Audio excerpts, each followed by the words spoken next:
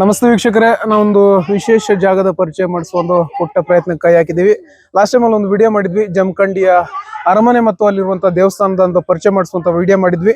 ಅದರ ಜೊತೆಗೆ ನಾವು ಇವತ್ತು ಜಮಖಂಡಿಯ ಒಂದು ವಿಶೇಷ ಜಾಗಕ್ಕೆ ಬಂದಿದ್ದೀವಿ. ಮಧುರ ಕಂಡಿ ಅಂತ ಹೆಸರಲ್ಲೇ ಒಂದು ಸುಮಧುರವಾದ ಶಬ್ದ ನಿಮ್ಗೆ ಕೇಳಿಸ್ತಾ ಇದೆ. ಸೊ ಇದರ ಬಗ್ಗೆ ಡೀಟೇಲ್ಸ್ ಅನ್ನ ಕೊಡೋದಕ್ಕೆ, ಈ ಜಾಗದ ವಿಶೇಷತೆಯನ್ನ ಪರಿಚಯ ಮಾಡಿಸೋದಕ್ಕೆ ನನ್ನ ಜೊತೆ ನಮ್ಮ ರಿಪೋರ್ಟರ್ ಆದಂತ ಪ್ರಕಾಶ್ ಪೀಠಕ್ ಅವರು ಇದ್ದಾರೆ. ಮುಂದಿನ ಡೀಟೇಲ್ಸ್ ಅನ್ನ ಅವರೇ ಕೊಡ್ತಾ ಹೋಗ್ತಾರೆ. ಸರ್, ಏನಿದು ಜಾಗ, ಏನ್ ವಿಶೇಷ? ಸರ್ ನಮಸ್ಕಾರ. ತಮ್ಮೆಲ್ಲರಿಗೂ ಕೂಡ ಈಗಾಗಲೇ ನಾವು ಜಮಖಂಡಿಯ ಪ್ರತಿಯೊಂದು ಮಾಹಿತಿಯನ್ನ ಕೊಡ್ತಾನೆ ಬಂದಿದ್ವಿ. ಕಳೆದ ವಿಡಿಯೋದಲ್ಲಿ ನಾವು ಅರಮನೆಗಳ ಬಗ್ಗೆ ಕೊಟ್ಟಿದ್ವಿ, ಹಾಗೆ ರಾಮತೀರ್ಥದ ಬಗ್ಗೆ ಕೊಟ್ಟಿದ್ವಿ.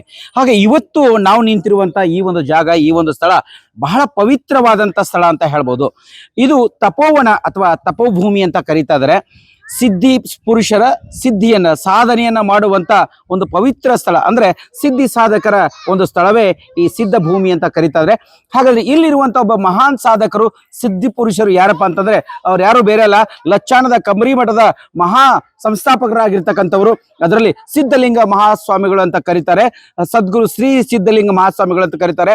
ನೀವೆಲ್ಲರೂ ಕೇಳಿದ್ರಿ ಅವರ ಹೆಸರನ್ನ. ಹೇಗೆ ಅಂತಂದ್ರೆ, ನಾವು ಇವತ್ತು ಮುಗುಳುಕೋಟದ ಯಲ್ಲಾಲಿಂಗರ ಅಜ್ಜರ್ ಅಂತ ನಾವು ಕರಿತಾ ಇದೀವಿ. ಹಾಗಾದ್ರೆ ಈ ಶ್ರೀ ಮುಗುಳುಕೋಟದ ಯಲ್ಲಾಲಿಂಗರ ಅಜ್ಜರ ಗುರುಗಳೇ ನಮ್ಮ ಶ್ರೀ ಸದ್ಗುರು ಸಿದ್ಧಲಿಂಗ ಮಹಾರಾಜರಂತ. ಹಾಗಾದ್ರೆ ಅವರು ಇಲ್ಲಿ ಈ ಒಂದು ತಪೋಭೂಮಿಯಲ್ಲಿ ತಪಸ್ಸನ್ನ ಮಾಡಿ ಇಂಥ ಒಂದು ಬಹಳ ಸಾಧನೆಯನ್ನ ಮಾಡಿರ್ತಕ್ಕಂಥ ಈ ಸ್ಥಳದಲ್ಲಿ ಬಹಳ ವಿಸ್ಮಯಕಾರಿಯಾದಂತ ಒಂದು ವಿಷಯಗಳನ್ನ ನಿಮಗೆ ತೋರಿಸುವಂತ ಒಂದು ಪ್ರಯತ್ನ ನಿಮ್ಮ ಮುಂದೆ ಮಾಡ್ತಾ ಇದ್ವಿ. ಹಾಗೆ ಅವರ ಒಂದು ಮೂರ್ತಿ ರೂಪವನ್ನು ನೋಡುವುದರ ಜೊತೆಗೆ ನಾವೊಂದು ಗುಹೆಯನ್ನು ಕೂಡ ನಿಮಗೆ ತೋರಿಸುವಂತ ಪ್ರಯತ್ನ ಮಾಡೋಣ. ಸುಮಾರು 100 ವರ್ಷಗಳವರೆಗೆ ಇಲ್ಲಿ ಈ ಒಂದು ಸ್ಥಳದಲ್ಲಿ, ಇಲ್ಲಿ ಬೆಟ್ಟದಲ್ಲಿ, ನಮ್ಮ ಹಿಂಭಾಗದಲ್ಲಿ ಒಂದು ಬೆಟ್ಟ ಇದೆ. ಆ ಬೆಟ್ಟದಲ್ಲಿ ಸುಮಾರು 300 ವರ್ಷಗಳ ಕಾಲ ತಪಸ್ಸನ್ನು ಮಾಡಿರ್ತಕ್ಕಂಥ ಮಹಾ ತಪಸ್ವಿಗಳು ಕೂಡ ಇಲ್ಲಿ ಇದ್ದಾರೆ. ಹಾಗಾದ್ರೆ ಆ ಒಂದು ಸ್ಥಳ, ಆ ಒಂದು ಗುಹೆ ಹೇಗಿದೆ ಎಂಬುದನ್ನು ತೋರಿಸೋಣ. ಇದು ನಿಮ್ಮ ಮುಂದೆ ಬನ್ನಿ. ಹಾಗಾದರೆ ನಮ್ಮ ಜೊತೆಗೆ ಸರ್.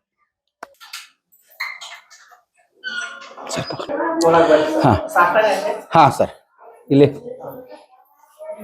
ಗುರುಜಿ.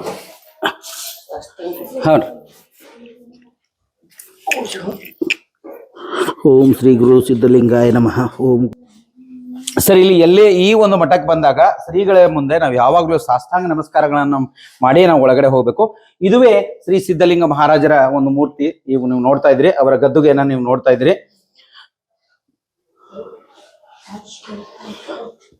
ಅವರ ಜನ್ಮ ಇಲ್ಲಿ ತಿಥಿಯನ್ನು ಕೂಡ ಬರೆದಿದ್ದಾರೆ ನೋಡಿ. 1914ರಲ್ಲಿ ಅವರ ಜನನವಾಗಿದೆ. ಹಾಗೆ ಅವರು 1987ರಲ್ಲಿ ಅವರು ಲಿಂಗೈಕ್ಯರಾಗಿದ್ದಾರೆ.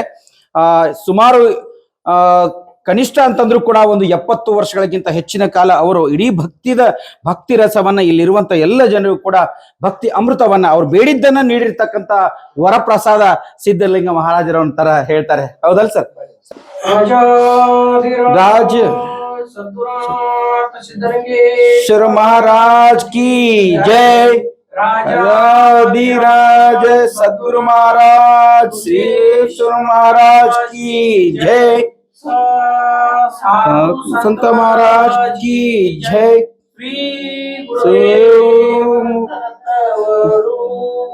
ओम नमः शिवाय। ಇಲ್ಲಿ ಸಿದ್ಧಲಿಂಗ ಮಹಾರಾಜರು ಶ್ರೀಗಳು ಈ ಒಂದು ಜಾಗವನ್ನ ವಿಶೇಷವಾಗಿ ಆಯ್ದುಕೊಂಡು ಇಲ್ಲಿ ತಪಸ್ಸನ್ನ ಮಾಡಿದ್ದಾರೆ. ಇಲ್ಲಿ ಇದರ ಸಿದ್ಧಲಿಂಗ ಅಪ್ಪವ್ರ ಜೊತೆಗೆ ಇನ್ನೂ ಅನೇಕ ಮಹಾರಾಜರು ಕೂಡ ಇಲ್ಲಿ ತಪಸ್ಸನ್ನ ಮಾಡಿರ್ತಕ್ಕಂಥ ಸ್ಥಳ ಅಂತ ಹೇಳ್ತಾರೆ. ಅದರಲ್ಲಿ ಇಲ್ಲಿ ಗುಹೆ ಇದೆ ಅಂತ ಹೇಳ್ತಾರೆ. ಹೌದು ಸರ್? ಹೌದು ಸರ್. ಇವ್ರ ಬಗ್ಗೆ ಏನ್ ಹೇಳ್ತೀರಿ? ಇವ್ರ ಬಗ್ಗೆ ಒಟ್ಟ ಹೇಳುವಂತದ ನಿಜವಾಗಿ ಘಟನೆ ಅದಾವ್ರಿ. ಒಟ್ಟ ರೀ ಹೆಂಗಂದ್ರ ರೀ, ಈ ಸದ್ಯ ಮಕ್ಳಿಲ್ದಾರ ಗುರುನಾಥ 50 ವರ್ಷ ಹಿಡಿದಾದ್ರು ಮಕ್ಳಾಗ್ಯಾವ್ರಿ. ಹಾ ರೀ. ಮತ್ತ ನಮ್ಗೆ ಏನ್ ನೋಡ್ಕೋತಿರ್ಲ ಮನಸ್ಸಿನಾಗ ಎಲ್ಲಾ ಗುರುನಾಥ್ ನಡ್ಸಪಟ್ಟಾರ್ರಿ. ಸಿದ್ಧಲಿಂಗಪ್ಪ ಅವ್ರಿ, ನಮ್ಮ ದೊಂಡೇಶ್ವರ ಅಪ್ಪಾರ್ರಿ, ಎಲ್ಲಾ ಇಡೀ ಇದಕ್ಕ ರೀ ನಾವು ಹೋಗೋದ ಗಾಡಿ ನಿಂತಾವ್ರಿ. ಮತ್ತ ಹೌದ್ರಿ. ಇದು ನಿಜವಾಗಿ ಘಟನೆ ರೀ. ಈಗಿನ ಮಹಾರಾಜರು ಅಂದ್ರೆ ಈಗ ದೊಂಡೇಶ್ವರಪ್ಪ ಇದ್ದಾರೆ. ಹೌದ್ರಿ. ಈಗ ಎಲ್ಲಿ ಇರ್ತಾರೆ ಸರ್ ಈಗ ಅವರು? ಈಗ ನಂದೇಶ್ವರದಾಗ ಇರ್ತಾರೆ. ನಂದೇಶ್ವರ ಇದ್ರ ಅಂದ್ರೆ ಮೂಲ ಮಠ ಇದೇ ಇದ್ದುಕೊಂಡು ದೊಂಡೇಶ್ವರದೊಳಗ ಅಲ್ಲಿ ಇರ್ತಾರೆ ಸರ್. ಹೌದಲ್ರಿ? ಇದ್ರ ಬ್ರಾಂಚ್ ಎರಡು ಸುಮಾರು ಕರ್ನಾಟಕದೊಳಗ ಸರ್ ಮೂಲ ಗದಿಗೆ ಅಪ್ಪವ್ರದ್ದು ಇಲ್ಲೇ ರೀ. ಸ್ಥಳ ಇದಾದದ್ದು ಅಲ್ರಿ, ಮೂದ ಗಲ್ಲಿಗೆ ಇಲ್ರಿ. ಅಪ್ಪವ್ರದ್ದು ಇದು ಸ್ಥಾನ ಇದ್ದಾರೆ. ಸಿದ್ಧಲಿಂಗ ಅಪ್ಪವ್ರ ಸ್ಥಾನ ಇದ್ರಿ. ಹಿಂದಾಡಿ ಅಲ್ಲಿ ಮರ ಅಂತಾರ ಅದಲ್ರಿ ಮೂಲಗದಿ ಅಪ್ಪವ್ರದ್ದು ಇದು. ಸರಿ ಸರ್, ನಮ್ಗದ ಗುಹೆ ಸ್ವಲ್ಪ ನಂತರ ಇಲ್ಲಿ ಅಲ್ಲಿ ಒಂದು ತಪಸ್ ಮಾಡಿದ್ದೈತ್ರಿ. ಇದ ರೂಟ್ ಇಲ್ಲ ಮುಂದೆ ಹೋಗ್ಬೇಕಾದ್ರೆ ಇಲ್ಲ ಗುಹೆ ಇದೆ ಅಂತ ಹೇಳಿದ್ರಲ್ಲ, ಅಲ್ಲಿ ಎಷ್ಟು ಕಿಲೋಮೀಟರ್ ಇಲ್ರಿ 1 ಕಿಲೋಮೀಟರ್ ಸರ್, 1 ಕಿಲೋಮೀಟರ್ ಒಳಗೆ. ಮತ್ತ ಅಲ್ಲಿ ಒಂದು ತಪಸ್ ಮಾಡಿದ್ದೈತ್ರಿ ಮುಂದ್ಗಡೆ ಐತಿ ಮಠ. ಸರಿ, ಇನ್ನೊಮ್ಮೆ ಹೇಳ್ರಿ ಸರ್, ಇದು ಯಾರ್ದ್ರಿ? ಇದು ಗುರುಲಿಂಗಾಜ್ ಅವ್ರದ್ರಿ ಸರ್. ಅಲ್ಲಿ ತಪಸ್ ಹೌದು, ಹಾ, ಅಲ್ಲಿ ತಪಸ್ಸು ಮಾಡಿದಾರ ಗುರುಲಿಂಗದು. ಇಲ್ಲಿ ಒಬ್ರು ಒಲಿ ಕೂಡ ಬಂದು ತಪಸ್ಸು ಮಾಡಿದಾರೆ, ಅವ್ರ ಜೊತೆಗೆ ತಪಸ್ಸು ಮಾಡಿದಾರೆ ಅಂತ ಹೇಳಿದಾರೆ. ಅವ್ರು ಮುಸ್ಲಿಮರು ಒಲಿ ಕೂಡ ಬಂದು ಇಲ್ಲಿ ತಪಸ್ಸು ಮಾಡಿದಾರೆ, ಹೌದಲ್ರಿ ನೀವು ಸರ್? ಈಗ ಈ ಪ್ರೆಸೆಂಟ್ ಇರೋರು ಸರ್, ಈಗ ಪ್ರಸಕ್ತವಾಗಿರ್ತಕ್ಕಂಥ ಈ ಸಿದ್ಧಗಂಗಾ ಮಹಾರಾಜರ ನಂತರ ಈ ಮಠಕ್ಕೆ ಇರ್ತಕ್ಕಂಥ ಈಗಿನ ಅಜ್ಜವರು ಇಲ್ಲಿದ್ದಾರೆ. ಶ್ರೀ ಸದ್ಗುರು ದುಂಡೇಶ್ವರ ಮಹಾಸ್ವಾಮಿಗಳು ಈಗ ಈ ಒಂದು ಮಠವನ್ನ ಮುನ್ನಡೆಸ್ಕೊಂಡು ಹೋಗ್ತಿದ್ದಾರೆ. ಇವರು ಕೂಡ ಭಕ್ತಿಯ ಒಂದು ಲೀಲಾಮೃತದಲ್ಲಿ ತಮ್ಮನ್ನ ತಾವು ಮಹಾನ್ ಗ್ರಂಥಗಳನ್ನ ಬರೀತಾ ಇದ್ದಾರೆ. ಇವರು ಬಹಳಷ್ಟು ಗ್ರಂಥಗಳನ್ನು ಇವರು ಬರೆದಿದ್ದಾರೆ. ಸಿದ್ಧಲಿಂಗೇಶ್ವರ ಅಪ್ಪವ್ರ ಬಗ್ಗೆ ಕೂಡ ಸಾಕಷ್ಟು ಗ್ರಂಥಗಳನ್ನ ಬರೆದಿದ್ದಾರೆ. ಇದು ಬೇಡಿ ಬಂದ ಭಕ್ತರಿಗೆ ವರವನ್ನ ನೀಡುವಂತ ವರಪ್ರಸಾದ. ಇದು ತೊಟ್ಟಿಲು ಅಂತ ಕರೀತಾದ್ರೆ, ಯಾರೇ ಇರ್ಬೋದು, ಯಾರು ಭಕ್ತರಿಗೆ ತಮ್ಮ ಕೋರಿಕೆಗಳನ್ನ ಬೇಕು ಅಂತ ಹೇಳಿ ಇಲ್ಲಿ ಹಣೆ ಹಚ್ಚಿ ನಮಸ್ಕಾರ ಮಾಡಿದ್ರೆ, ಈ ತೊಟ್ಟಲದೊಳಗೆ ತೂಗಿದ್ರೆ ಅಂದ್ರೆ ಖಂಡಿತವಾಗಿ ಆ ಮಾತೆ ಅವರಿಗೆ ಸಂತಾನವಾಗುವಂತಹ ಫಲ ನೀಡ್ತಾ ಇದೆ ಅನ್ನುವಂತ ಒಂದು ನಂಬಿಕೆ ಬಹಳಷ್ಟಿದೆ.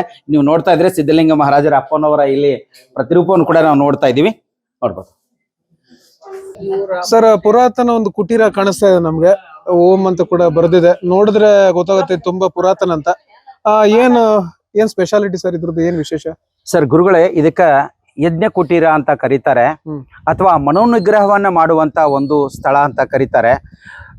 ದಿನವಿಡೀ ಏನಾದ್ರೂ ಗೊಂದಲದಲ್ಲಿ ಅವರು ಕಳೆದಿದ್ರೆ ಅಂದ್ರೆ ಅವಾಗ ಅವ್ರ ಮನಸ್ಸನ್ನ ಏಕಾಗ್ರತೆಗೆ ತರುವಂತ ಒಂದು ಕೆಲಸ ಅವಾಗ ಏನ್ ಮಾಡ್ತಿದ್ರು ಅಂದ್ರೆ ಮನೋನಿಗ್ರಹವನ್ನ ಮಾಡ್ಕೋತಾ ಇದ್ರು. ಆ ಸಂದರ್ಭದೊಳಗೆ ಅವ್ರು ಯಾರನ್ನೂ ಕೂಡ ಭೇಟಿ ಆಗ್ತಿರ್ಲಿಲ್ಲ. ಆ ಸಂದರ್ಭದೊಳಗೆ ಎಷ್ಟೇ ಇದ್ರು ಕೂಡ ಅವರಾಗ್ಲೇ ಹೊರಗೆ ಬರುವ ಮಟ್ಟನೂ ಕೂಡ ಅವ್ರು ಕಾಯುವಂತ ವ್ಯವಸ್ಥೆಯನ್ನ ಮಾಡಿದ್ರು. ಹೀಗಾಗಿ ಅವ್ರು ಒಳಗಡೆ ಹೋದ್ರು ಅಂದ್ರೆ ಏನ್ ಮಾಡ್ತಿದ್ರು ಅನ್ನೋದಕ್ಕ ಈ ಯಜ್ಞ ಕುಟೀರದೊಳಗೆ ನಿಮ್ಗೆ ತೋರಿಸ್ತೀನಿ. ಹಾಗಾದ್ರೆ ಬನ್ನಿ, ಇದನ್ನ ಶ್ರೀಗಳ ಯಜ್ಞ ಕುಟೀರ ಅಂತ ಕರಿತಾ ಇದ್ರೆ ಬನ್ನಿ ಸರ್ ಒಳಗಡೆ.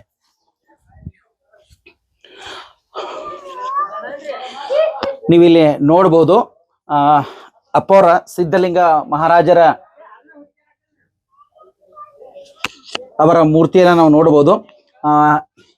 ಇಲ್ಲಿ ಒಳಭಾಗದೊಳಗೆ ಬಂದಾಗ ಈಗ ನೀವು ಫೀಲ್ ಮಾಡ್ಕೊಡ್ರಿ ಒಂದ್ ಸ್ವಲ್ಪ, ಈಗ ಯಾವ ತರ ಇದೆ ಅಂತ ನೀವು ನೋಡ್ಬೋದು. ಇದು ಯಜ್ಞ ಕುಟೀರದ ಅಂದ್ರೆ ಆವಾಗ ಇಲ್ಲಿ ತಮ್ಮ ಮನಸ್ಸನ್ನ ಈ ಅಗ್ನಿಯ ಮುಂದೆ, ಅಗ್ನಿ ದೇವನ ಮುಂದೆ ಮತ್ತು ಮನೋನಿಗ್ರತೆಯನ್ನ ಕಡಿಮೆ ಮಾಡುವ ಸಂಬಂಧ ಆ ಸಂದರ್ಭದಲ್ಲಿ ಹಿಂದಿನ ಕಾಲದೊಳಗ ಏನಂದ್ರೆ ಅದಕ್ಕೆ ಒಂದು ವಿಶೇಷವಾದಂತ ಆಯುರ್ವೇದಿಕ್ ಒಂದು ವನಸ್ಪತಿಯನ್ನ ಅವ್ರು ಏನ್ ಮಾಡ್ತಿದ್ರು ಅಂದ್ರೆ ತೆಗೆದುಕೊಳ್ತಾ ಇದ್ರು ಸರ್. ಆ ಔಷಧವನ್ನ ತೆಗೆದುಕೊಂಡು, ಔಷಧ ಅಂದ್ರೆ ಇದು ರೀ ಸರ್, ವನಸ್ಪತಿ ತಪ್ಲ, ಅದನ್ನ ತೆಗೆದುಕೊಂಡು ಅವ್ರು ಏನ್ ಮಾಡ್ತಿದ್ರು, ಒಂದು ಇದರ ರೂಪದೊಳಗ ಅದನ್ನ ಸೇವನೆ ಮಾಡ್ತಾ ಇದ್ರು. ಅದನ್ನ ಯಜ್ಞ ಕುಟೀರ ಅಂತ ಕರೀತಾರೆ. ಇಲ್ಲಿ ನೋಡ್ರಿ, ನೀವು ನೋಡಬಹುದು ಮೇಲ್ಭಾಗದ ಸ್ವಲ್ಪ ಈ ಕುಟೀರವನ್ನ ಮೇಲ್ಭಾಗದಲ್ಲಿ ನೋಡ್ರಿ. ಇವತ್ತ ಏರ್ ಕಂಡೀಷನ್ ರೂಮ್ ಅಂತ ಕರಿತಾರೆ, AC ಅಂತ ಕರಿತಾದ್ರೆ, ನಾವು ಒಳಗಡೆ ಬಂದಾಗ ಎಷ್ಟು ಪ್ರಶಾಂತವಾಗಿರ್ತಕ್ಕಂಥ ತಂಪಾದ ವಾತಾವರಣವನ್ನ ನಾವಿಲ್ಲಿ ನೋಡ್ಬೋದು. ಈ ಕಾರಣದಿಂದ ಮನಸ್ಸು ಎಲ್ಲೂ ಚಿತ್ತವನ್ನ ಚಂಚಲ ಆಗದ ಹಾಗೆ ಮನೋನಿಗ್ರಹವನ್ನ ಮಾಡುವಂತ ವ್ಯವಸ್ಥೆ ಆ ಹಿಂದಿನ ನಮ್ಮ ಸಿದ್ಧಲಿಂಗ ಅಪ್ಪವರು ಮತ್ತು ಮಹಾತಪಸ್ಸುಗಳು ಈ ರೀತಿಯಾಗಿ ಯಜ್ಞ ಕುಂಡವನ್ನ ಉಪಯೋಗಿಸ್ತಿದ್ರು ಅನ್ನೋದಕ್ಕೆ ಇದೊಂದು ಸಾಕ್ಷಿ. ಇದು ನಿಮ್ಮ ಮತ. ಅಂದ್ರೆ ಈಗ ಜನಸಂಪರ್ಕದಿಂದ ದೂರ ಉಳಿದು ಇಲ್ಲಿ ತಪಸ್ಸಿಗೆ ಅಥವಾ ದೇವರ ಒಲಿಮೆಗೆ ಒಂದು ಸಹಾಯ, ಇದೊಂದು ದಾರಿ ಸರ್. ಇದು ನೋಡಿ ಸರ್, ಸುಮಾರು ಇದು 100 ವರ್ಷಗಳ ಹಿಂದಿನಿಂದ ಕಟ್ಟಿರ್ತಕ್ಕಂಥದ್ದು. ಎಷ್ಟು ವ್ಯವಸ್ಥೆ ನೋಡಿ ಸರ್, ಯಾವ ತರ ಇದೆ ನೋಡಬಹುದು. ಕುಟೀರ ಫಿಲ್ಮ್ಗಳಲ್ಲಿ ಅಥವಾ ಸೀರಿಯಲ್ ಗಳಲ್ಲಿ ನೋಡ್ತಾ ಇರಿ ಸರ್. ಹೌದು ಸರ್, ಹೌದು. ಇದು ನೋಡಬಹುದು, ವಾಸ್ತವ ಸ್ಥಿತಿಯನ್ನು ನೋಡ್ಬೋದು. ಸರಿ,